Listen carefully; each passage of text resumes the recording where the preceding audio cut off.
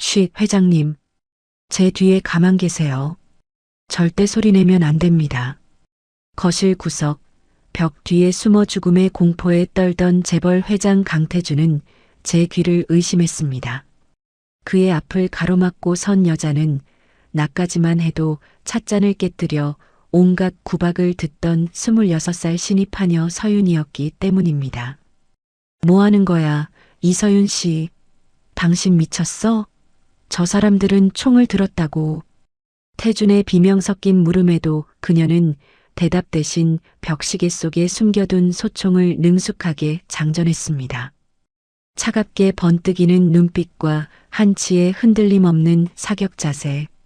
그녀는 대한민국 최고 707 특수부대 교관 출신의 인간병기였습니다. 어수룩한 하녀가 왜 총을 든 채 재벌 회장의 앞을 막아선 것일까요? 그날 밤 대저택을 피로 물들인 7명의 용병과 그 뒤에 숨겨진 추악한 가족의 비밀까지.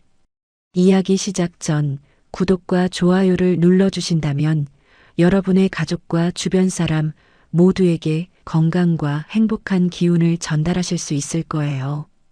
오늘의 사연 시작합니다. 창밖으로 쏟아지는 빗줄기가 거센 바람을 타고 저택의 유리창을 사정없이 두들겨댑니다. 강태준이 서재 책상에 앉아 복잡한 수식이 가득한 모니터를 뚫어지게 바라보며 미간을 찌푸렸습니다. 방 안에는 시계 초침 소리와 빗소리만이 무겁게 가라앉아 있습니다. 문이 조심스럽게 열리더니 하녀 복장을 한 이서윤이 쟁반을 들고 발소리를 죽이며 들어왔습니다. 이서윤이 쟁반 위에 놓인 찻잔을 내려놓으려다 손을 삐끗하며 찬물을 책상 모서리에 조금 쏟았습니다. 강태준이 차가운 눈빛으로 이서윤을 훑어보며 신경질적으로 손을 내저었습니다. 이서윤 씨, 조심 좀 하라고 몇 번을 말해야 알아듣습니까? 이서윤이 고개를 숙이고 급하게 행주를 꺼내 물기를 닦으며 대답했습니다. 죄송합니다, 회장님. 비가 너무 많이 와서 그런지 자꾸 손이 미끄러지네요. 강태준이 젖은 서류를 옆으로 밀어내며 한숨을 내뱉었습니다. 일을 시작한 지 반년이 다 되어 가는데 여전히 서투르군요. 내일 비서실을 통해서 교육을 다시 받으세요. 이서윤이 쟁반을 가슴에 꼭 끌어안으며 곤란한 표정을 지었습니다. 정말 죄송합니다. 다음부터는 절대로 이런 일 없도록 조심하겠습니다. 강태준이 시선을 다시 모니터로 돌리며 무심하게 말했습니다. 됐으니까 나가보세요. 혼자 있고 싶습니다. 이서윤이 뒷걸음질로 서재를 나가며 문을 닫기 직전 복도 끝 어둠을 향해 날카로운 시선을 던졌습니다. 복도를 걷던 이서윤이 구석에 놓인 커다란 벽시계 앞에서 멈춰서서 시계의 시침과 분침을 확인했습니다. 이서윤의 눈빛은 조금 전에 어수룩한 하녀의 모습은 온데간데 없고 칼날처럼 번뜩였습니다. 그 시각 저택 외곽의 높은 담장을 검은 옷을 입은 괴한들이 소리 없이 넘었습니다. 폭우가 시야를 가리는 사이 괴한들은 숙련된 동작으로 경비 초소의 카메라를 무력화했습니다. 괴한 중 한 명이 무전기를 입에 대고 낮은 목소리로 속삭였습니다. 목표 지점 진입 완료했습니다. 시스템 해킹 시작합니다. 저택 안의 모든 조명이 일순간 깜빡이다가 완전히 꺼져버렸습니다. 서재에 있던 강태준이 갑작스러운 어둠에 놀라 자리에서 일어나며 외쳤습니다. 이봐요. 이서윤 씨, 정전입니까? 거기 누구 없어요? 아무런 대답도 들리지 않고 거대한 저택 안에는 기분 나쁜 정적만이 감돌았습니다. 강태준이 책상 서랍에서 손전등을 꺼내려다 거실 쪽에서 들려오는 유리창 깨지는 소리에 몸을 굳혔습니다. 무거운 군화 소리가 대리석 바닥을 울리며 서재 근처까지 다가오고 있었습니다. 강태준이 공포에 질린 얼굴로 뒷걸음질을 치다가 거실 구석에 있는 장식장 뒤 좁은 틈으로 몸을 숨겼습니다. 거칠게 문이 열리는 소리와 함께 낯선 외국어 소리가 거실을 가득 채웠습니다. 용병 대장 블랙이 야간 투시경을 내리며 서늘한 목소리로 부하들에게 지시했습니다. 구석구석 다 뒤져서 찾아내라. 죽이지는 말고 반드시 생포해야 한다. 강태준이 장식장 뒤에서 숨을 죽인 채 벌벌 떨며 자신의 심장 소리가 밖으로 들릴까봐 입을 틀어쥐었습니다. 괴한들의 손전등 불빛이 장식장 근처를 훑고 지나가자 강태준의 등 위로 식은 땀이 줄줄 흘러내렸습니다. 용병 중 한 명이 강태준이 숨은 장식장 쪽으로 천천히 다가오며 총구를 겨누었습니다. 강태준이 눈을 질끈 감고 최후의 순간을 기다리던 그때 어디선가 둔탁한 타격음이 들렸습니다. 강태준이 조심스럽게 눈을 뜨자 장식장 앞에 서 있던 용병이 소리도 없이 바닥으로 쓰러졌습니다. 어둠 속에서 이서윤이 한 손에 소총을 든 채 나타나 강태준의 앞을 가로막았습니다. 이서윤이 강태준의 입을 손으로 가리며 아주 낮은 목소리로 속삭였습니다. 쉿, 회장님. 제 뒤에 가만히 계세요. 절대 소리내면 안 됩니다. 강태준이 눈을 크게 뜨고 이서윤의 옆 얼굴을 바라보며 더듬거리며 물었습니다. 이서윤 씨? 당신 손에 든 거, 그게 지금 뭡니까? 하녀가 왜 이런 걸 가지고 있어요? 이서윤이 장식장 위에 놓인 벽시계를 발로 차서 부수더니 그 안에서 탄창을 꺼내 익숙하게 장전하며 말했습니다. 설명할 시간 없습니다. 지금부터 제가 시키는 대로만 하세요. 그래야 회장님이 사십니다. 거실 중앙에 있던 블랙이 동료의 쓰러지는 소리를 듣고 그쪽으로 총을 난사하기 시작했습니다. 총알이 장식장 모서리를 박살내며 파편이 사방으로 튀었습니다. 이서윤이 강태준의 어깨를 꽉 누르며 바닥으로 몸을 낮추게 했습니다. 회장님, 여기서 절대 움직이지 마세요. 제가 저자들을 처리하고 오겠습니다. 강태준이 이서윤의 옷자락을 붙잡으며 겁에 질린 목소리로 외쳤습니다. 어딜 갑니까? 나를 버리고 가면 어떡해요? 무서워 죽겠단 말입니다. 이서윤이 강태준의 손을 단호하게 뿌리치며 차가운 눈빛으로 대답했습니다. 버리는 게 아니라 지키러 가는 겁니다. 저는 이 일을 하려고 여기 온 사람이니까요. 이서윤이 어둠 속으로 몸을 날리며 용병들의 시선을 끌기 위해 거실 반대편으로 사격을 가했습니다. 용병들이 당황하며 이서윤이 사라진 방향으로 총구를 돌렸습니다. 이서윤은 마치 어둠 속의 유령처럼 소파와 기둥 사이를 누비며 용병들의 허점을 파고들었습니다. 이서윤이 순식간에 두 번째 용병의 뒤로 접근해 대추나무 손잡이가 달린 단검을 목에 꽂았습니다. 용병이 비명도 지르지 못한 채 바닥으로 고꾸라지자 거실 안에는 팽팽한 긴장감이 감돌았습니다. 블랙이 총을 난사하며 주위의 가구들을 모조리 부수며 고함을 쳤습니다. 어디 숨어 있느냐? 정체를 밝혀라. 쥐새끼처럼 숨지 말고 나와. 이서윤이 거실 2층 난간 위에서 블랙을 내려다보며 차분한 목소리로 말했습니다. 누가 쥐새끼인지는 조금 더 있어봐야 알겠지. 내 집에서 무단 침입한 놈들에게 줄잡이는 없다. 이서윤이 난간 아래로 뛰어내리며 공중에서 블랙을 향해 연사사격을 퍼부었습니다. 블랙이 급하게 테이블 뒤로 몸을 날려 피하자 이서윤은 그 틈을 놓치지 않고 강태준이 있는 곳으로 달려갔습니다. 강태준이 바닥을 기어다니며 이서윤의 발목을 잡고 울먹였습니다. 이서윤 씨, 저 사람들이 왜 나를 죽이려고 하는 겁니까? 당신 정체가 정말 뭐예요? 이서윤이 강태준을 일으켜 세우며 냉정하게 대답했습니다. 질문은 나중에 하세요. 지금 저놈들이 지하실 가스 밸브를 열었습니다. 곧 여기가 폭발할 겁니다. 강태준이 경악하며 저택 전체를 둘러보자 가스 냄새가 코끝을 찔렀습니다. 이서윤이 강태준의 손목을 움켜쥐고 테라스 쪽으로 무작정 달리기 시작했습니다. 블랙이 뒤늦게 그들을 발견하고 헬기 쪽으로 무전을 치며 소리쳤습니다. 목표가 도주한다. 전원 사격 개시. 저 여자를 먼저 죽여. 쏟아지는 총탄이 두 사람의 발치에 박히며 대리석 가루가 튀어올랐습니다. 이서윤이 테라스 창문을 향해 소총을 난사해 유리를 박살냈습니다. 강태준이 깨진 유리 조각을 보고 겁에 질려 발을 멈췄습니다. 여기는 2층입니다. 뛰어내리면 다리가 부러질 거예요. 이서윤이 강태준의 허리를 강하게 감싸 안으며 단호하게 외쳤습니다. 제 팔 꽉 잡으세요. 안 그러면 여기서 통구이가 됩니다. 이서윤이 강태준을 안고 테라스 난간 위로 올라가 빗줄기가 쏟아지는 허공으로 몸을 날렸습니다.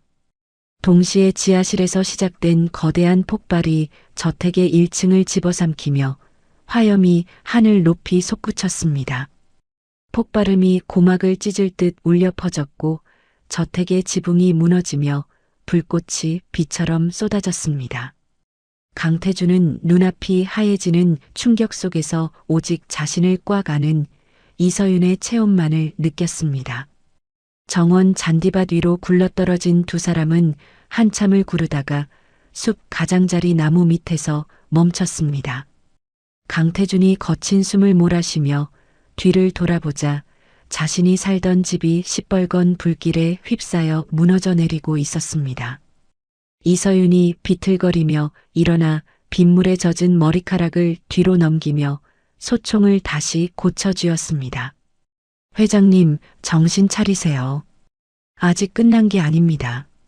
저들이 곧 숲으로 들어올 겁니다. 강태준이 이서윤의 바짓가랑이를 붙잡으며 떨리는 목소리로 물었습니다. 당신은 대체 누구입니까? 왜 나를 지켜주는 거죠?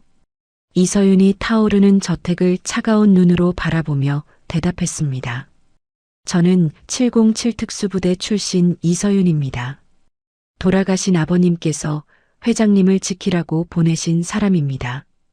강태준이 믿기지 않는다는 듯 입을 벌린 채 이서윤을 멍하니 올려다보았습니다.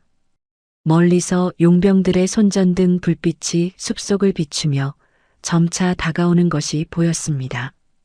이서윤이 강태준을 일으켜 세우며 숲속 깊은 어둠을 향해 걸음을 옮겼습니다. 이제부터는 제 말이 곧 법입니다. 살고 싶으면 토 달지 말고 무조건 따라오세요. 비에 젖은 두 사람의 그림자가 타오르는 불빛을 뒤로하고 칠흑 같은 숲속으로 사라졌습니다.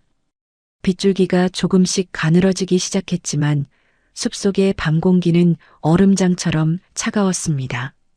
이서윤이 진흙탕에 발이 빠지는 것도 아랑곳하지 않고 강태준의 팔을 잡아 끌며 가파른 산길을 올랐습니다. 강태준이 거친 숨을 몰아쉬며 젖은 나무 밑동을 붙잡고 멈춰 섰습니다. 이서윤 씨, 잠깐만요. 더는 못 가겠습니다.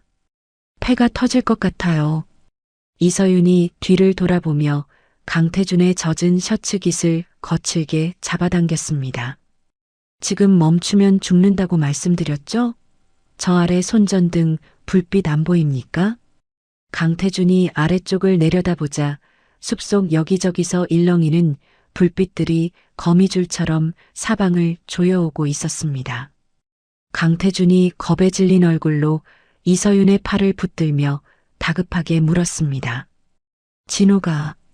정말 진호가 나를 죽이려 한 게 맞습니까? 내 눈으로 보고도 믿기지가 않아요. 이서윤이 강태준을 억지로 일으켜 세우며 차갑게 대답했습니다. 가족이라고 다 같은 가족인 줄 아십니까? 강진호 씨는 이미 회장님 자리를 넘보고 모든 준비를 끝냈습니다. 두 사람은 산등성이를 넘어 미리 준비해둔 폐교 건물 지하 보일러실에 도착했습니다. 이서윤이 보일러실 바닥에 낡은 타일 하나를 들어 올리자 그 안에서 방수 가방과 무기들이 나타났습니다. 이서윤이 전술조끼를 몸에 맞게 조이며 태블릿 PC를 켜서 화면을 강태준에게 보여주었습니다. 이것 좀 보시죠. 지금 뉴스에 뭐라고 나오는지 아십니까? 강태준이 떨리는 손으로 태블릿을 건네받아 화면을 확인하고 비명을 질렀습니다. 뭐라고요? 내가 반도체 기술을 유출하고 저택에 불을 지르고 도망쳤다고요? 이게 무슨 말도 안 되는 소리입니까? 뉴스 화면 속에서는 강진호가 슬픈 표정으로 기자들 앞에서 인터뷰를 하고 있었습니다. 이서윤이 화면을 넘기며 낮게 응조렸습니다. 강진호 씨가 이미 언론과 검찰을 다 매수했습니다. 회장님은 이제 대한민국에서 가장 파렴치한 도망자가 된 거예요. 강태준이 태블릿을 바닥으로 내팽개치며 머리를 감싸쥐고 절규했습니다. 강진호 이 인간 말종. 내가 어떻게 키워준 동생인데 은혜를 원수로 갚아도 유분수지. 이서윤이 바닥에 떨어진 태블릿을 주워 올리며 단호하게 말했습니다. 울고 짜증낼 시간 없습니다. 지금 우리를 쫓는 놈들은 국제용병 조직 네뷸라입니다. 돈만 주면 나라 하나도 뒤엎는 놈들이라고요. 강태준이 충격을 받은 듯 멍한 표정으로 이서윤을 올려다보았습니다. 용병이라니요? 대한민국 한복판에 그런 놈들이 돌아다닌다는 게 말이 됩니까? 이서윤이 소총 탄창을 확인하며 강태준의 허리춤에 소형 권총 한 자루를 찔러 넣었습니다. 말이 되게 만드는 게 돈의 힘입니다. 죽고 싶지 않으면 이 총 잡는 법부터 배우세요. 강태준이 권총을 만지지도 못하고 손을 내저으며 뒤로 물러났습니다. 난 총 같은 거 못 잡습니다. 사람을 어떻게 쏴요? 난 그런 거 못합니다. 이서윤이 강태준의 어깨를 벽으로 밀치며 그의 눈을 똑바로 응시했습니다. 회장님이 안 쏘면 회장님이 죽습니다. 저놈들은 회장님 손가락 하나, 안구 하나만 있으면 충분하니까요. 그때 폐교 운동장 너머에서 드론의 기계음이 들려오기 시작했습니다. 이서윤이 즉시 전등을 끄고 강태준을 낡은 책상 밑으로 밀어 넣었습니다. 이서윤이 창문 틈으로 밖을 살피며 무전기를 켰습니다. 역시 생각보다 빠르네. 벌써 냄새를 맡고 왔어. 운동장에는 검은 수트를 입은 사설 보안팀 요원들이 차에서 내려 폐교 건물을 포위하고 있었습니다. 요원 중 한 명이 메가폰을 들고 건물을 향해 소리쳤습니다. 강태준 회장님, 좋은 말로 할 때 나오십시오. 더 이상 도망갈 곳은 없습니다. 이서윤이 입술을 깨물며 복도 쪽으로 조용히 이동해 소형 지뢰를 설치했습니다. 강태준이 책상 밑에서 덜덜 떨며 이서윤을 향해 속삭였습니다. 이서윤 씨, 그냥 항복하면 안 될까요? 돈을 준다고 하면 저 사람들도 마음을 돌리지 않을까요? 이서윤이 복도 모퉁이에 몸을 숨기며 차갑게 대꾸했습니다. 저자들은 이미 강진호 씨에게 회장님 목값으로 수천억을 약속받았습니다. 회장님이 가진 푼돈에는 관심도 없어요. 갑자기 교실 문이 박차고 열리며 섬광탄이 안으로 굴러 들어왔습니다. 이서윤이 강태준의 눈을 손으로 가리며 바닥에 엎드리게 했습니다. 눈을 멀게 하는 강렬한 빛과 함께 귀를 찢는 폭음이 교실 안을 뒤덮었습니다. 이서윤이 연기 속에서 튀어나와 진입하던 요원 2명의 가슴에 정확히 탄환을 박아 넣었습니다. 요원들이 비명도 지르지 못한 채 바닥으로 쓰러지자 이서윤은 나머지 요원들의 발등을 향해 사격했습니다. 강태준이 귀를 막고 비명을 지르며 교실 구석으로 도망쳤습니다. 사람이 죽었어. 이서윤 씨, 정말 사람을 죽인 겁니까?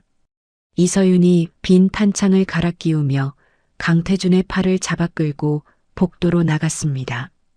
지금 사람 죽은 게 문제입니까? 우리가 살아서 나가는 게 먼저죠. 저기 보세요. 복도 끝에서 요원들이 최루 가스를 살포하며 다시 밀고 들어오고 있었습니다. 이서윤이 강태준을 이끌고 지하실 구석에 있는 좁은 하수도 뚜껑을 열었습니다. 여기로 들어갑니다. 어서요. 강태준이 하수도에서 올라오는 지독한 악취에 코를 막으며 뒤로 물러났습니다. 이런 구정물 속에 들어가라고요? 난 못합니다. 차라리 그냥 잡혀가겠어요. 이서윤이 강태준의 등을 하수도 안으로 거칠게 떠밀며 외쳤습니다. 체면 차릴 때 아닙니까? 저놈들은 회장님 기술팀 가족들까지 다 잡아갔단 말입니다. 강태준이 하수도 파이프를 붙잡고 간신히 버티며 경악한 표정을 지었습니다. 뭐라고요? 우리 직원 가족들을 왜요? 진호가 정말 그런 짓까지 했다고요? 이서윤이 강태준의 머리를 누르며 하수도 안으로 밀어넣고 자신도 몸을 던졌습니다. 강진호 씨는 이미 인간이길 포기했습니다. 기술 코드를 불지 않으면 한 명씩 죽이겠다고 협박 중이라고요. 두 사람은 오물이 가득한 하수도를 따라 수백 미터를 기어간 끝에 도시 외곽의 도로변으로 나왔습니다.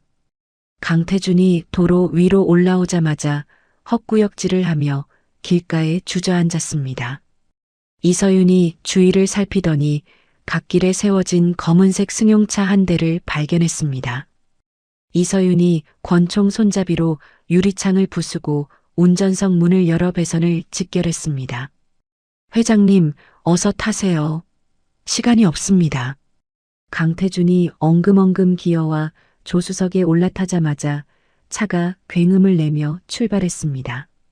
뒤늦게 하수도 출구를 찾아낸 요원들의 차량이 경광등을 켜고 무서운 속도로 뒤쫓아왔습니다.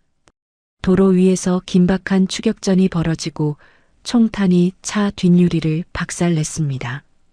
이서윤이 한 손으로 운전대를 잡고 다른 한 손으로 창밖을 향해 사격하며 소리쳤습니다. 머리 숙이세요. 절대 고개 들지 마세요. 강태준이 발판 아래로 몸을 잔뜩 웅크린 채 울먹이며 소리쳤습니다. 이서윤 씨, 나 좀 살려줘요. 나 정말 이렇게 죽고 싶지 않아요. 이서윤이 차를 급회전시켜 추격하던 차량 한 대를 중앙분리대로 밀어붙였습니다. 차가 전복되며 거대한 불꽃이 일어났고 나머지 차량들도 당황하며 속도를 줄였습니다. 이서윤은 그 틈을 타 복잡한 골목길로 차를 몰아 추격을 따돌리는데 성공했습니다. 한참을 달려 도착한 곳은 도시 변두리의 낡고 허름한 모텔이었습니다. 방 안에 들어선 이서윤이 비로소 안도의 한숨을 내쉬며 젖은 겉옷을 벗어 던졌습니다. 강태준이 침대 끝에 걸터앉아 멍하니 바닥만 바라보다가 이서윤의 어깨를 보고 놀라 일어났습니다. 이서윤 씨, 당신 어깨에서 피가 나요. 언제 다친 겁니까? 이서윤의 하얀 셔츠 어깨 부분이 선명한 핏빛으로 물들어 있었습니다. 이서윤이 아무렇지도 않다는 듯 구급 상자를 꺼내며 담담하게 대답했습니다. 스친 것뿐입니다. 회장님 다치지 않았으면 됐어요. 강태준이 떨리는 손으로 이서윤에게 다가가 약통을 집어들었습니다. 내가 발라줄게요. 나 때문에 다친 거잖아요. 이서윤이 잠시 멈칫하다가 강태준에게 상처 부위를 내맡기며 눈을 감았습니다. 강태준이 소독약을 묻힌 솜으로 상처를 닦아내며 눈물을 뚝뚝 흘렸습니다. 정말 미안합니다. 나 같은 놈 지키겠다고 이 고생을 하게 해서요. 이서윤이 고통을 참으며 나직한 목소리로 강태준에게 말했습니다. 미안하면 정신 똑바로 차리세요. 내일 아침이면 강진호 씨가 회장직 취임식을 열 겁니다. 강태준이 주먹을 꽉 쥐며 젖은 눈으로 이서윤을 바라보았습니다. 내가 돌아가서 다 밝히겠습니다. 그놈이 저지른 짓들 내가 직접 다 무너뜨릴 거예요. 이서윤이 상처를 다 바른 강태준의 손을 지그시 누르며 대답했습니다. 좋습니다. 그럼 오늘 밤은 푹 쉬어두세요. 내일부터는 정말 전쟁이니까요. 낡은 모텔방의 전구가 깜빡거리며 두 사람의 그림자를 벽면에 길게 드리웠습니다. 새벽 안개가 눅눅하게 깔린 도심 외곽의 폐공장에 기분 나쁜 정적이 내려앉았습니다. 강태준이 먼지 쌓인 콘크리트 바닥에 주저앉아 초조한 표정으로 입술을 깨물었습니다. 멀리서 절뚝거리는 발소리가 들리더니 김석훈 비서실장이 피투성이가 된 채 공장 안으로 들어왔습니다. 김석훈이 강태준을 보자마자 바닥에 엎드리며 갈라진 목소리로 외쳤습니다. 회장님, 무사하셨군요.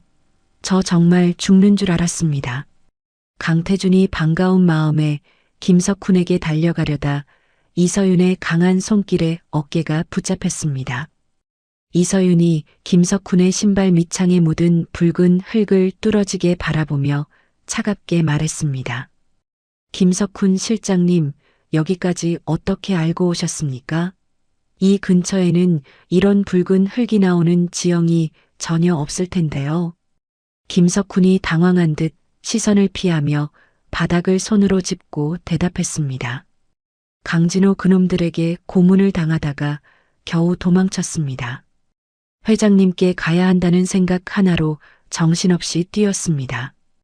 이서윤이 김석훈의 멱살을 거칠게 잡아당기더니 넥타이 핀에 숨겨진 소형 발신기를 뜯어내며 소리쳤습니다. 거짓말하지 마세요. 이 발신기는 뭡니까? 당신, 우리를 여기로 유인한 거군요. 강태준이 경악한 표정으로 김석훈을 바라보며 뒷걸음질을 쳤습니다. 김 실장, 자네가 어떻게 나한테 이럴 수 있어? 내가 자네를 얼마나 믿었는데.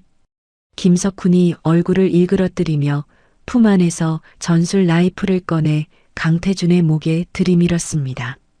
죄송합니다, 회장님.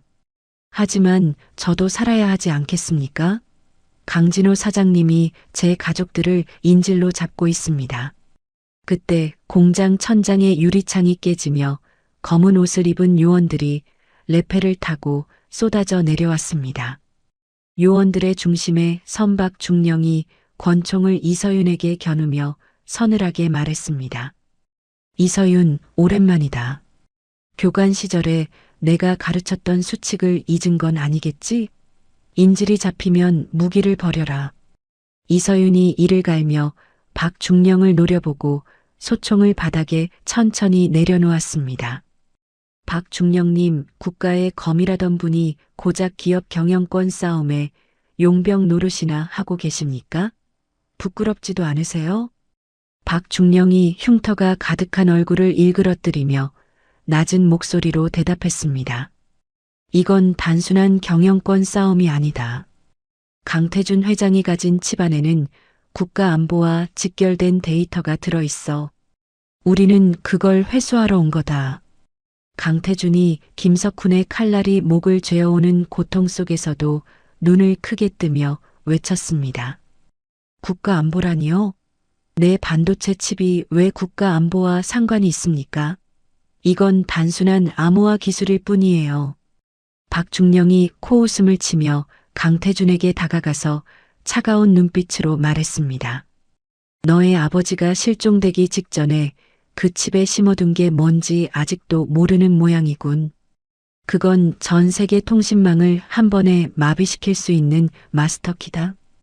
강태준이 충격을 받은 듯 멍한 표정을 짓자 김석훈이 칼등으로 강태준의 뺨을 세게 쳤습니다. 회장님, 딴 생각하지 마십시오. 어서 마스터키를 넘기지 않으면 여기서 목을 따버리겠습니다. 이서윤이 그 틈을 놓치지 않고 소매 속에 숨겨두었던 투척용 단검을 김석훈의 손목을 향해 날렸습니다. 정확하게 단검이 김석훈의 손목에 박히자 김석훈이 비명을 지르며 칼을 떨어뜨렸습니다. 이서윤이 번개 같은 속도로 몸을 날려 강태준을 낚아채고 공장 안쪽의 낡은 컨테이너 뒤로 숨었습니다. 박중령이 부하들에게 손짓하며 고함을 쳤습니다. 전원 사격 개시. 이서윤은 다리를 노려라. 강태준은 절대로 다치게 해서는 안 된다. 공장 안은 순식간에 빗발치는 총탄과 화약 연기로 가득 찼습니다. 이서윤이 컨테이너 뒤에서 강태준의 가슴을 세게 누르며 단호하게 말했습니다. 회장님, 지금부터 제 등에 꼭 붙으세요. 무슨 일이 있어도 손을 놓으면 안 됩니다. 강태준이 겁에 질려 이서윤의 옷자락을 꽉 붙잡으며 떨리는 목소리로 물었습니다. 이서윤 씨, 저 말이 사실입니까? 우리 아버지가 그런 위험한 걸 내 집에 숨겼다고요? 이서윤이 소총을 다시 집어들고 박중령의 요원들을 향해 정밀 사격을 가하며 대답했습니다. 아버님은 회장님을 믿으신 겁니다. 그 힘을 감당할 수 있는 사람은 오직 회장님뿐이라고 생각하신 거예요. 이서윤이 요원 2명의 어깨를 맞춰 무력화하더니 박중령이 던진 수류탄의 파편을 몸으로 막아냈습니다. 이서윤의 옆구리에서 붉은 피가 터져 나왔고 입가에서는 각혈이 흘러내렸습니다.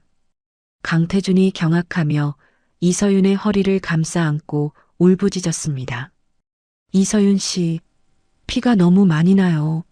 제발 그만하고 항복해요. 내가 다 넘겨줄게요. 이서윤이 피 섞인 침을 뱉어내며 강태준의 얼굴을 똑바로 바라보고 말했습니다. 항복하면 회장님은 죽습니다.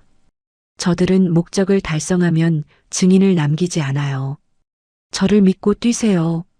이서윤이 강태준을 이끌고 공장 뒷문을 박차고 나가자 바로 발밑에 거대한 급류가 흐르는 강물이 나타났습니다. 박중령이 공장 문을 박차고 나오며 마지막 경고를 날렸습니다. 그 몸으로 뛰어내리면 죽는다.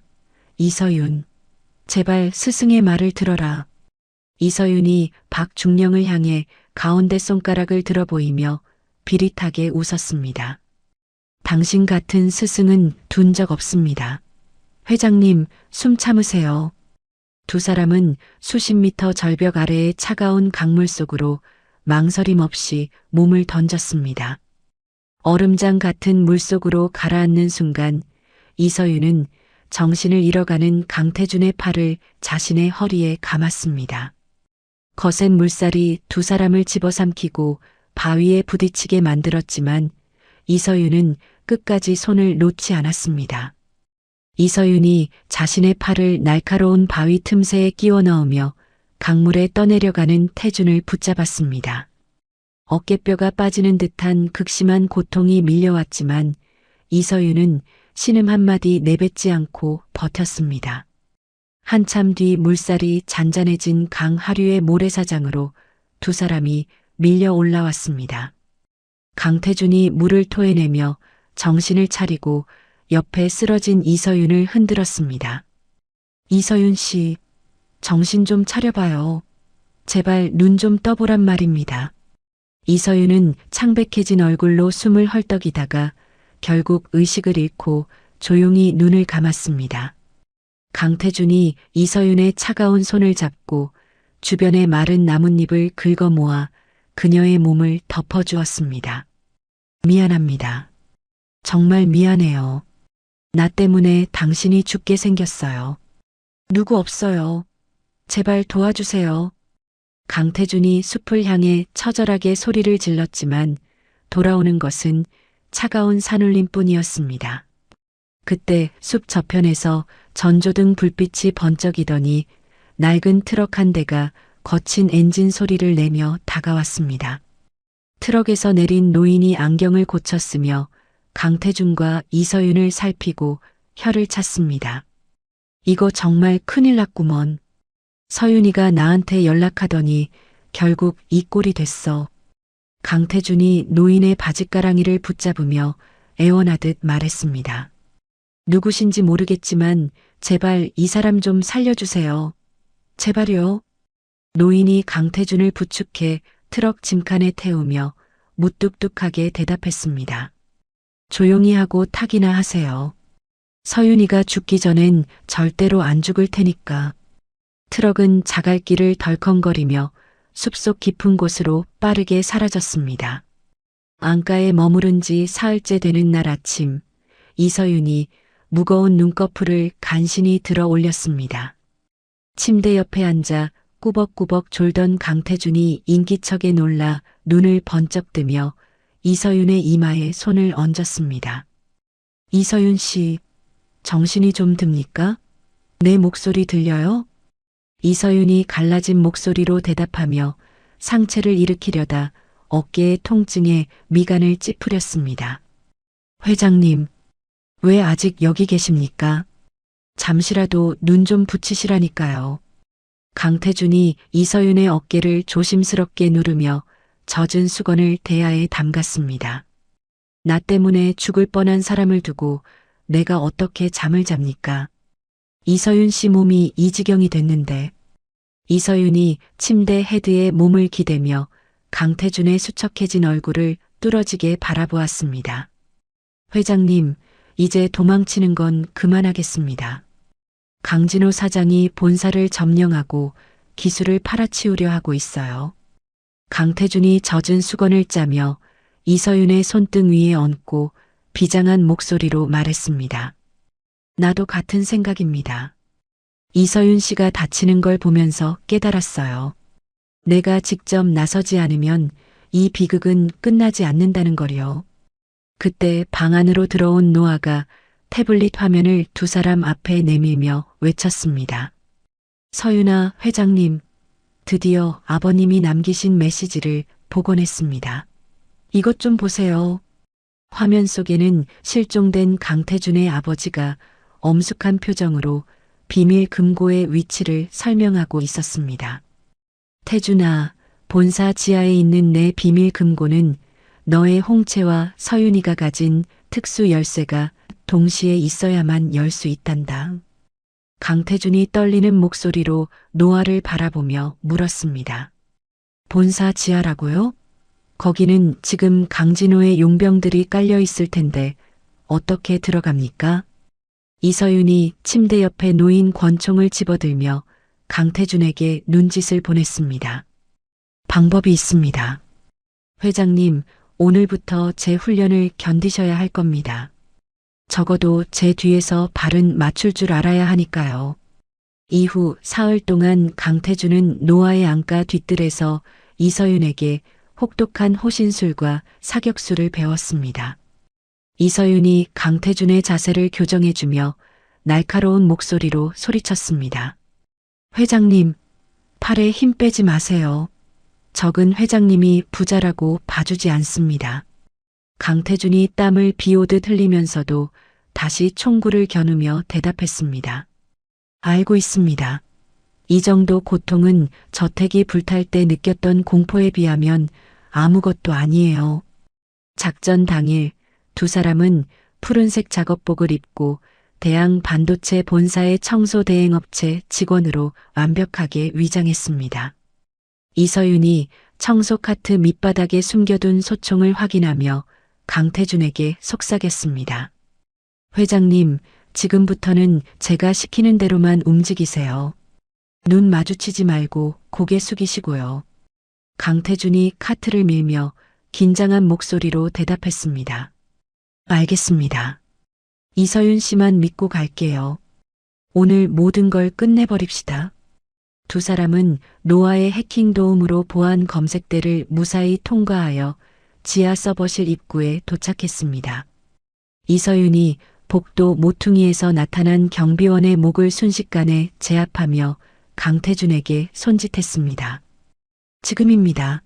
어서 홍채 인식기에 얼굴 대세요. 강태준이 인식기 앞에 서자 붉은 레이저가 그의 눈을 후쳤고 이서윤이 주머니에서 꺼낸 칩을 단자에 꽂았습니다. 육중한 금고 문이 기계음을 내며 열리자 그 안에는 강진호의 모든 범죄가 기록된 원본 서류와 영상들이 가득했습니다. 찾았습니다. 이걸로 강진호를 무너뜨릴 수 있어요. 이서윤 씨, 우리가 해냈습니다. 강태준이 서류를 가슴에 안고 환호하던 그 순간 서버실의 모든 전등이 일시에 꺼지며 암흑이 찾아왔습니다. 이서윤이 즉시 강태준을 자기 뒤로 숨기며 야간 투시경을 내리고 총구를 문 쪽으로 겨누었습니다. 회장님, 조용히 하세요. 손전등 불빛이 보입니다. 적들이 이미 우리 위치를 파악했어요. 어둠 속에서 붉은 레이저 조준선들이 벽면을 훑으며 두 사람을 압박해 들어왔습니다. 강태준이 이서윤의 옷자락을 꽉 붙잡으며 떨리는 목소리로 물었습니다. 누굽니까? 강진호가 벌써 사람을 보낸 건가요? 이서윤이 탄창을 고쳐 끼우며 서늘한 목소리로 대답했습니다. 블랙의 요원들입니다. 회장님, 제 목소리에만 집중하세요. 여기서 제가 길을 열겠습니다. 어둠 속에서 용병들의 거친 숨소리가 점점 가까워지자 이서윤이 반격 사격을 시작하며 정적을 깨뜨렸습니다. 강태준은 이서윤의 보호 아래 서류를 품에 꼭 안은 채 죽음의 문턱을 다시 한번 넘기 위한 사투를 준비했습니다. 대양 반도체 본사 최상층 집무실의 대형 모니터들이 일제히 강진호의 범죄 증거를 띄우기 시작했습니다. 강태준이 떨리는 손가락으로 전송 버튼을 누르며 옆에 서 있는 이서윤을 바라보았습니다. 서윤 씨, 정말로 전 세계에 이 영상이 나가고 있는 게 맞습니까? 제 눈으로 보면서도 믿기지가 않아요. 이서윤이 소총의 탄창을 점검하며 모니터를 확인하고 대답했습니다. 네, 회장님. 노아 씨가 보안망을 완전히 장악했습니다. 이제 강진호 사장은 도망갈 곳이 없습니다. 복도 끝에서 용병 대장 블랙이 부하들을 이끌고 문을 박차며 들어오자 이서윤이 번개처럼 몸을 날렸습니다. 블랙이 단검을 휘두르며 이서윤의 목을 노리자 이서윤이 그의 손목을 꺾으며 바닥에 맺혔습니다. 내 놈들의 계약은 여기까지다. 더 이상 피를 흘리고 싶지 않으면 무기를 내려놔. 이서윤이 블랙의 가슴에 무릎을 얹고 제압하며 서늘하게 외쳤습니다. 블랙이 거친 숨을 내뱉으며 바닥에 침을 뱉고 대답했습니다. 이거 정말 대단하군. 707의 유령이라더니 소문이 틀리지 않았어. 하지만 강진호가 무너진다고 우리가 끝날 것 같나? 강태준이 집무실 책상 위에 놓인 마이크를 잡고 떨리는 목소리로 건물 전체에 방송을 시작했습니다. 대양 반도체 임직원 여러분, 저는 강태준입니다. 저는 살아있습니다. 강진호의 모든 범죄가 지금 만천하에 공개되었습니다. 문이 열리고 수사관들이 들이닥치자 강진호가 얼굴이 하얗게 질린 채 구석에 주저앉았습니다. 수사관 한 명이 강진호의 팔에 수갑을 채우며 단호하게 말했습니다. 강진호 씨, 당신을 기술 유출 및 살인 교사 혐의로 체포합니다. 묵비권을 행사할 수 있습니다. 강진호가 수갑을 찬 채 강태준을 향해 악을 쓰며 소리쳤습니다. 이게 끝인 줄 알아? 강태준, 너랑 저 계집애가 무사할 것 같아? 내 뒤에 누가 있는지 너는 상상도 못해. 강태준이 강진호를 차갑게 내려다보며 책상 위에 놓인 가족 사진을 손으로 덮었습니다. 진호야, 넌 이미 선을 넘었어. 이제 법의 심판을 달게 받아라. 그게 형으로서 줄 수 있는 마지막 잡이다. 일주일 뒤 폭발로 검게 그을린 저택의 정원 한 구석에 작은 식탁이 차려졌습니다. 강태준이 직접 구운 고기를 접시에 담아 이서윤의 앞에 놓으며 쑥스럽게 웃었습니다. 서윤 씨, 여기서 이렇게 밥을 먹으니 감회가 새롭군요. 저택은 다시 지으면 되니까 너무 걱정하지 마세요. 이서윤이 앞치마를 두른 채 예전처럼 엉거주춤한 자세로 고기를 입에 넣으며 대답했습니다. 회장님, 고기가 조금 탔습니다. 그래도 예전보다는 요리 실력이 많이 늘으셨네요. 강태준이 맥주캔을 따서 이서윤의 컵에 따르며 조심스럽게 말을 꺼냈습니다. 서윤 씨, 이제 하녀 일은 그만두세요. 우리 회사 정식 보안 책임자로 와줬으면 합니다. 제 옆에서 저를 계속 지켜주세요. 이서윤이 컵을 만지작거리며 창백해진 얼굴로 바닥을 내려다보았습니다. 제가 회장님 곁에 있으면 다시 위험한 일들이 생길 겁니다. 제 과거 기록은 여전히 국가 데이터베이스에 남아 있으니까요. 강태준이 이서윤의 거친 손을 자신의 두 손으로 꼭 잡으며 진심 어린 목소리로 말했습니다. 과거가 무슨 상관입니까? 나를 살린 건 707 요원이 아니라 이서윤이라는 사람 자체였습니다. 나는 당신이 필요해요. 그때 이서윤의 주머니 속에서 휴대전화가 날카롭게 진동하며 고요한 정원의 정적을 깨뜨렸습니다. 이서윤이 발신 번호를 확인하자마자 얼굴에서 핏기가 싹 가시며 자리에서 일어났습니다. 잠시 실례하겠습니다, 회장님. 받아야 할 전화가 있어서요. 이서윤이 나무 그늘 뒤로 가서 전화를 받자 골드먼의 비릿한 목소리가 수화기를 타고 흘러나왔습니다. 이서윤 요원, 동생이 다니는 학교 근처 떡볶이집이 참 맛있더군. 동생은 지금 내 차 안에서 아주 편하게 쉬고 있어.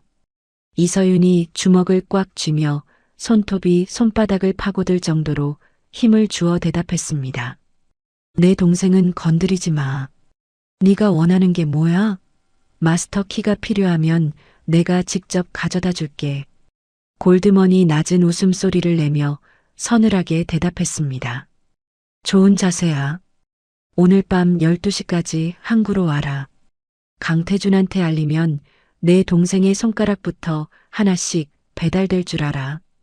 이서윤이 전화를 끊고 다시 식탁으로 돌아오자 강태준이 걱정스러운 표정으로 이서윤의 안색을 살폈습니다. 서윤 씨, 무슨 일입니까? 얼굴이 갑자기 종이장처럼 하얘졌어요.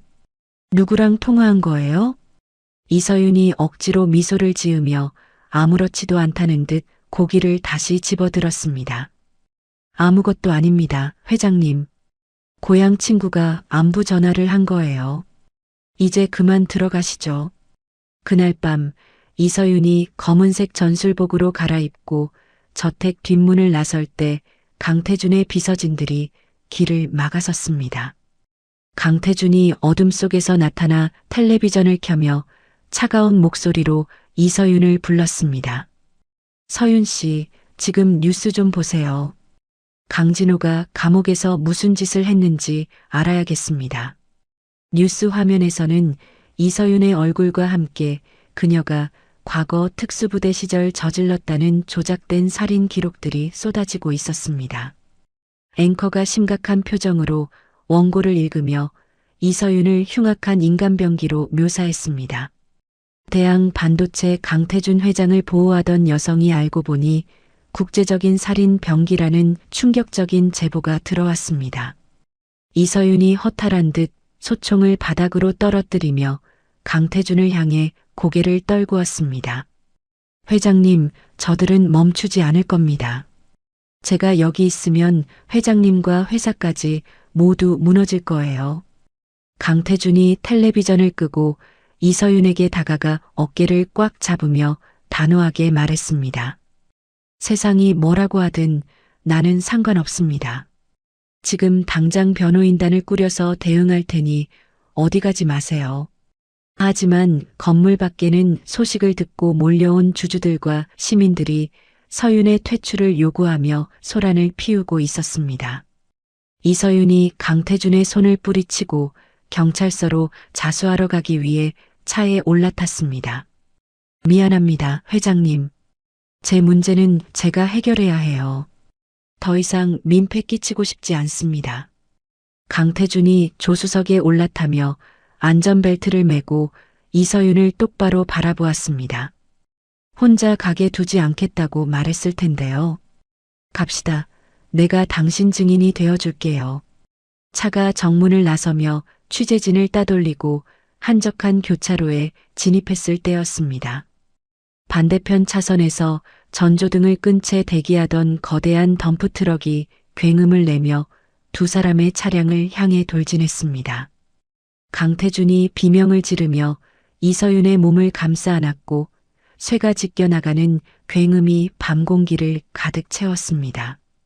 뒤집힌 차 안으로 매캐한 연기가 밀려들어오고 깨진 유리 파편들이 비처럼 쏟아졌습니다. 강태준이 거꾸로 매달린 채 신음하며 안전벨트를 풀고 바닥으로 떨어졌습니다. 옆 좌석을 보니 이서윤이 머리에서 붉은 피를 흘리며 핸들에 엎드린 채 의식을 잃고 있었습니다. 강태준이 이서윤의 어깨를 흔들며 피 섞인 목소리로 울부짖었습니다. 이서윤 씨, 정신 차려요. 나 좀 봐요. 서윤 씨. 덤프트럭에서 내린 검은 양복의 사내들이 쇠지붕을 뜯어내며 차 안으로 손을 뻗었습니다. 강태준이 사내들의 팔을 붙잡고 발버둥을 치며 소리쳤습니다. 이 손 놓지 못해. 이 사람 건드리지 마. 차라리 나를 데려가란 말이야. 사내 중 한 명이 강태준의 가슴을 구둣발로 세게 걷어차며 차갑게 대꾸했습니다. 회장님은 나중에 따로 모실 겁니다. 오늘은 이 골칫덩어리 계집애부터 치워야겠거든요. 사내들이 의식을 잃은 이서윤을 짐짝처럼 들쳐업고 검은 승용차에 태워 순식간에 사라졌습니다. 강태준이 바닥을 기어가며 멀어지는 차 뒷번호판을 보려 했지만 갑자기 눈앞이 캄캄해지며 세상이 돌기 시작했습니다. 머릿속에서 무언가 터지는 듯한 극심한 통증과 함께 강태준은 차가운 아스팔트 위에서 정신을 잃었습니다. 어두컴컴하고 축축한 지하 고문실에서 이서윤이 의자에 묶인 채 눈을 떴습니다. 앞에 서 있던 박중령이 담배 연기를 이서윤의 얼굴에 내뿜으며 비릿하게 웃었습니다. 이제야 눈을 뜨는군. 맷집 하나는 여전하구나. 이서윤 요원. 이서윤이 입안에 고인 피를 박중령의 구두 위에 뱉어내며 날카롭게 쏘아붙였습니다. 스승님, 아니 박중령. 당신 정말 추해졌네요. 고작 이런 짓 하려고 나를 가르쳤습니까? 박중령이 이서윤의 머리채를 휘어잡고 얼굴을 가까이 들이밀며 나직하게 의조렸습니다. 내 자존심 따위는 관심 없다. 강태준이 가진 양자 암호 마스터키, 그거 어디에 숨겼어? 이서윤이 고통으로 일그러진 얼굴로 실소하며 대답했습니다. 내 목을 따도 모릅니다. 당신 같은 반역자에게 줄 정보는 세상에 없으니까요. 박중령이 품 안에서 태블릿을 꺼내 화면을 보여주자 이서윤의 눈동자가 심하게 흔들렸습니다. 화면 속에는 이서윤의 남동생이 겁에 질린 채 좁은 방 안에 갇혀 울고 있었습니다. 내 동생 목숨값이다. 10분 주마. 마스터키를 넘기지 않으면 이 아이는 오늘 해를 못 볼 거다. 한편 노아의 은신처에서 정신을 차린 강태준은 초점이 맞지 않는 눈으로 허공을 더듬었습니다. 옆에서 약을 챙기던 노아가 강태준의 손을 잡으며 떨리는 목소리로 말했습니다. 회장님, 가만히 계세요. 사고 충격 때문에 지금 시신경이 눌린 상태입니다. 수술부터 해야 해요. 강태준이 노아의 팔을 꽉 붙잡으며 자리를 박차고 일어나려다 바닥으로 고꾸라졌습니다. 수술은 나중에 해. 서윤 씨가 잡혀갔어. 내 동생 진호보다 더 무서운 놈들이 서윤 씨를 죽이려 한다고. 노아가 강태준을 다시 침대에 눕히며 답답한 듯 소리쳤습니다. 지금 밖에는 회장님 재산이 다 동결됐고 서윤이는 국가 테러범으로 수배됐어요. 나가면 바로 잡힙니다. 강태준이 벽을 짚고 일어서며 흐릿한 시야 속에서도 이서윤이 남긴 전술 노트를 손끝으로 더듬었습니다. 상관없어. 내 모든 걸 다 가져가라고 해. 하지만 서윤 씨는 절대 못 줘. 그 사람 나 지키려다 저 지옥으로 끌려갔단 말이야. 다시 고문실. 이서윤은 박중령의 협박이 계속되자 갑자기 고개를 떨구고 온몸에 힘을 뺐습니다. 박중령이 당황하며 이서윤의 맥박을 짚더니 뒤에 서 있던 의료진에게 소리쳤습니다. 이게 뭐야? 맥박이 왜 이래? 당장 살려내. 이 계집애 죽으면 마스터키는 영영 못 찾아. 의료진이 심폐소생술 기기를 들고 달려와 이서윤의 가슴에 충격을 주려는 찰나 이서윤이 눈을 번쩍 떴습니다. 이서윤은 스스로 심박수를 늦추는 특수 훈련을 이용해 가사 상태에 빠진 척 적들을 유인한 것이었습니다. 이서윤이 순식간에 의료진의 목을 가위치기로 꺾고 박중령의 권총집에서 총을 뽑아 들었습니다. 말했지, 박중령. 당신이 가르친 기술로 당신을 죽여주겠다고. 하지만 고문 후유증으로 다리가 풀린 이서윤은 복도로 뛰어나가다 몰려오는 용병들에게 다시 가로막혔습니다. 그때 기지 입구에서 거대한 폭발음과 함께 강태준의 목소리가 확성기를 통해 울려 퍼졌습니다. 골드먼, 박중령, 나는 강태준이다. 내가 마스터키를 직접 들고 왔다. 서윤 씨를 내놓으면 키를 넘겨주겠다. 눈앞이 거의 보이지 않는 강태준이 몸에 폭탄을 두른 채 지팡이로 바닥을 짚으며 적진의 심장부로 걸어 들어왔습니다. 박중령이 이서윤의 머리에 총구를 겨눈 채 강태준을 향해 비웃음을 날렸습니다. 눈도 먼 놈이 제 발로 무덤을 찾아왔군. 마스터키부터 내놔라. 그럼 이 계집애는 살려주마. 강태준이 소리가 나는 방향을 향해 비틀거리며 한 걸음씩 다가갔습니다. 서윤 씨, 내 목소리 들려요?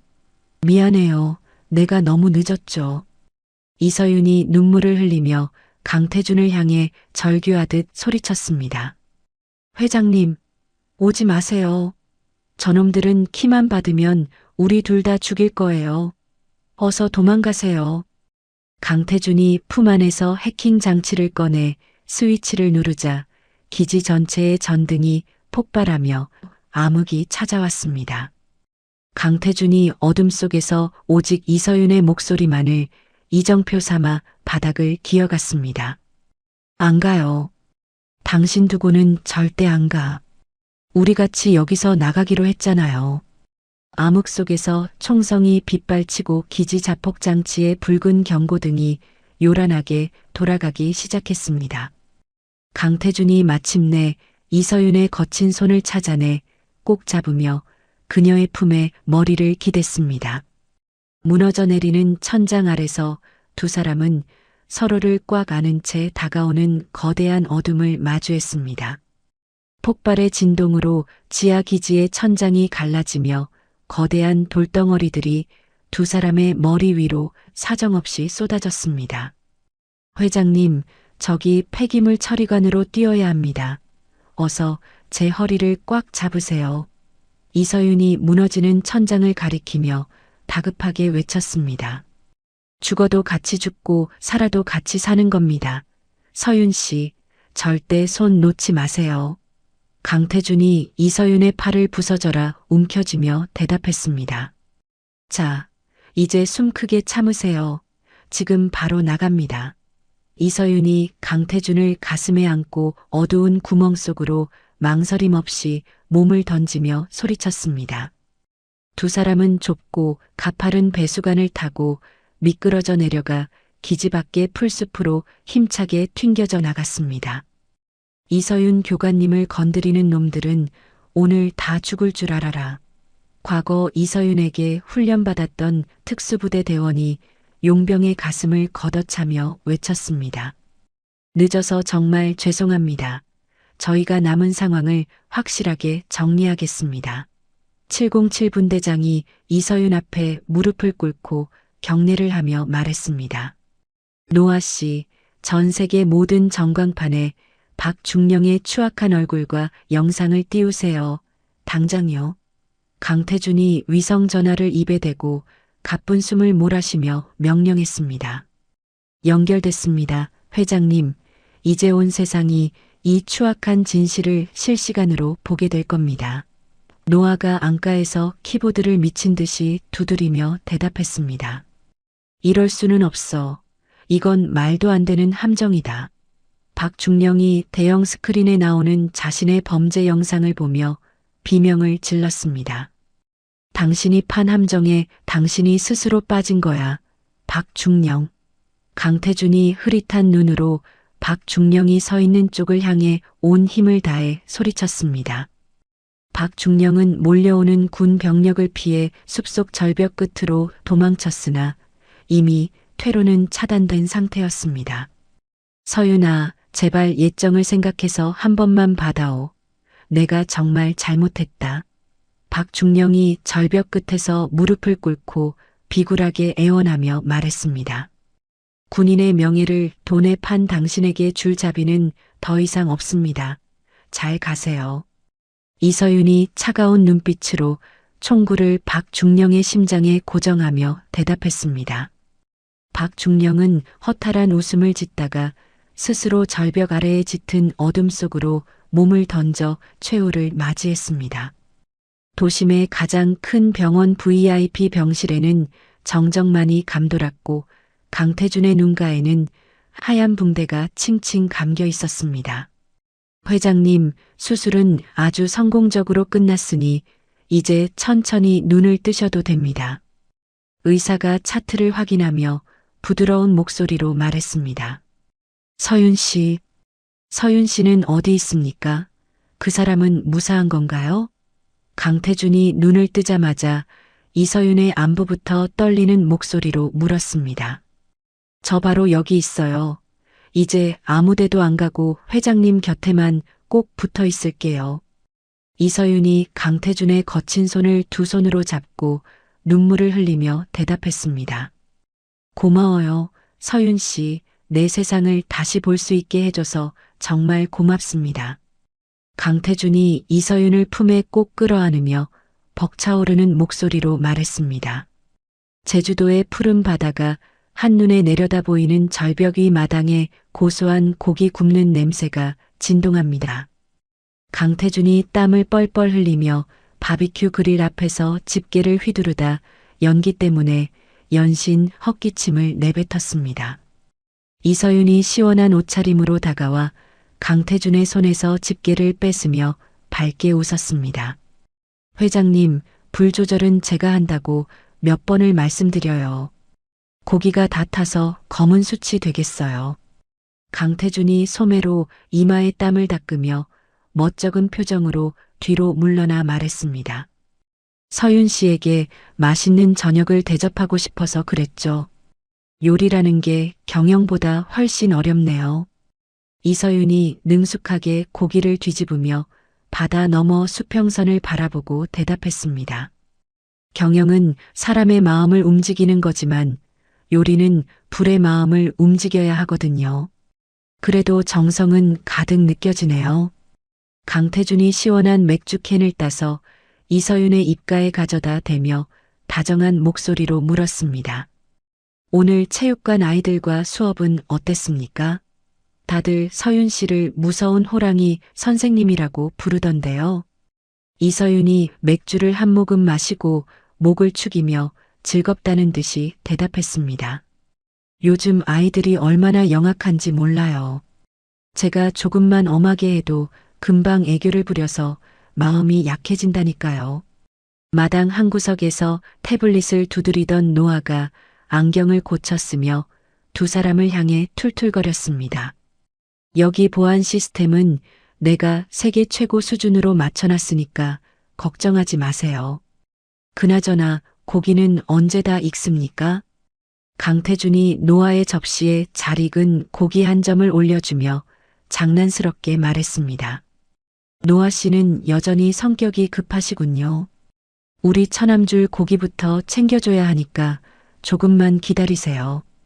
이서윤의 남동생이 상추쌈을 크게 입에 넣으며 엄지를 치켜 세우고 기쁜 목소리로 외쳤습니다. 매형, 저 이번에 회사 장학생으로 뽑혀서 다음 달에 미국으로 연수 가요. 정말 꿈만 같아요. 이서윤이 동생의 머리를 쓰다듬으며 대견하다는 듯 젖은 눈으로 동생을 바라보았습니다. 공부 열심히 해야 한다. 회장님이 너 믿고 밀어주시는 거니까 절대 실망하게 해드리면 안 돼. 식사를 마친 강태준과 이서윤은 단둘이 집 앞 해변 산책로를 따라 천천히 걸음을 옮겼습니다. 파도 소리가 잔잔하게 발밑을 적시고 붉은 석양이 두 사람의 그림자를 길게 늘어뜨렸습니다. 이서윤이 모래사장을 밟으며 옛 기억이 떠오른 듯 나직하게 입을 열었습니다. 회장님, 가끔 그날 밤 저택에서 우리가 처음 마주했던 순간이 생각나요. 그때 정말 무서우셨죠? 강태준이 이서윤의 손을 꼭 잡으며 부끄러운 듯 고개를 끄덕이며 대답했습니다. 솔직히 말하면 심장이 밖으로 튀어나오는 줄 알았습니다. 서윤 씨가 소총을 들고 나타났을 때 정말 외계인인 줄 알았어요. 이서윤이 강태준의 어깨에 살짝 머리를 기대며 바닷바람을 만끽하고 말했습니다. 저는 그때 회장님을 반드시 살려야 한다는 생각뿐이었어요. 제 목숨보다 회장님 목숨이 더 귀했으니까요. 강태준이 걸음을 멈추고 이서윤의 두 어깨를 잡아 자신을 마주보게 한 뒤 진지하게 말했습니다. 서윤 씨는 나를 지키는 방패였지만 이제는 내가 서윤 씨를 지키는 안식처가 되고 싶습니다. 강태준이 주머니에서 정성스럽게 준비한 다이아몬드 반지를 꺼내 이서윤의 손가락에 조심스럽게 끼워주었습니다. 이서윤이 깜짝 놀라 눈을 크게 뜨며 반짝이는 반지를 내려다보다가 눈물을 뚝 떨어뜨렸습니다. 회장님, 이건 저 같은 사람에게 이런 과분한 선물을 주셔도 되는 건가요? 강태준이 이서윤의 눈물을 손가락으로 닦아주며 떨리는 목소리로 고백했습니다. 서윤 씨는 내 인생의 구원자입니다. 이제는 한여나 보디가드가 아니라 내 아내가 되어주세요. 이서윤이 환하게 웃으며 강태준의 목을 끌어안고 가슴에 얼굴을 묻으며 대답했습니다. 네, 태준 씨. 평생 당신 곁에서 당신만을 지키며 함께 살게요. 사랑해요. 두 사람이 서로를 꽉 껴안은 채 석양이 물든 바다를 배경으로 영원한 사랑을 약속했습니다. 제주도의 평화로운 밤하늘에는 수많은 별이 쏟아질 듯 빛나며 두 사람의 앞날을 축복했습니다. 언덕 위 작은 집의 창가에서 흘러나오는 따뜻한 불빛은 세상 그 어떤 요새보다 견고하고 평온해 보였습니다. 강태준과 이서윤은 이제 서로의 상처를 보듬으며 단단한 요새 안에서 새로운 인생의 막을 올렸습니다. 치열한 사투 끝에 평온한 일상을 되찾은 태준과 서윤의 이야기, 여러분은 어떻게 들으셨나요? 돈과 권력만이 세상의 전부라고 믿었던 한 남자가 모든 것을 잃고 나서야 비로소 깨달은 것은 화려한 저택보다 견고한 것은 바로 사람의 마음이라는 사실이었습니다. 겉모습은 어수룩한 하녀였지만 누구보다 강인한 영혼으로 주인을 지켜냈던 서윤처럼 우리 주변에도 보이지 않는 곳에서 우리를 지탱해주는 소중한 인연들이 늘 함께하고 있을지 모릅니다. 인생이라는 험난한 전장에서 때로는 누군가의 방패가 되어주고 때로는 서로의 안식처가 되어주는 삶. 그것이야말로 우리가 진정으로 꿈꾸는 가장 가치 있는 성공이 아닐까 생각해 봅니다. 여러분의 곁을 묵묵히 지켜주는 소중한 사람에게 오늘 하루 따뜻한 감사의 인사를 전해보시는 건 어떨까요? 여러분의 삶에도 태준과 서윤이 찾은 제주도의 노을처럼 따뜻하고 평온한 축복이 가득하시길 진심으로 기원합니다. 이야기를 끝까지 들어주신 분이 계시다면 잘 들었다고 댓글 하나만 남겨주세요. 감사합니다.